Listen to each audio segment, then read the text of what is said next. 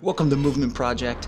You need excellent hip mobility to eliminate and prevent back pain and to perform your best when squatting, running, and jumping.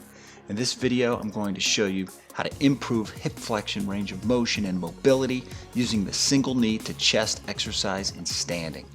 Before you do the stretch in standing with weight on the joint, you need to make sure you can do it pain-free on your back without weight. You should be able to pull the knee to the chest without difficulty or pain in the groin, back, or butt.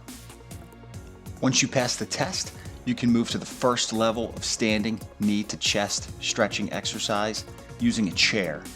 Place the stretching foot on the chair, and instead of bringing your knee to your chest, you bring your chest to your knee.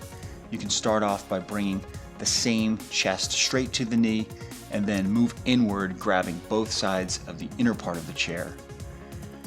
Hold that stretch for about 5 to 10 seconds, increasing your hold time as you improve your flexibility.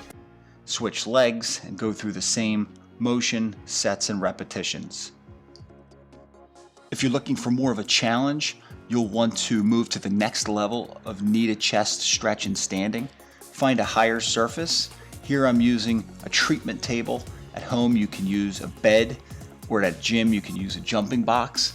You're going to place that same leg up on the surface, bring the knee to the chest, progress to more of a groin stretch by bringing both knees inside of the stretching foot, and then return back to that start position.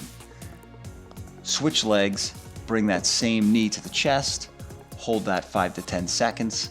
This is going to help you tremendously with that bottom position of the squat, lessening strain on the low back, hip, and pelvis ligaments.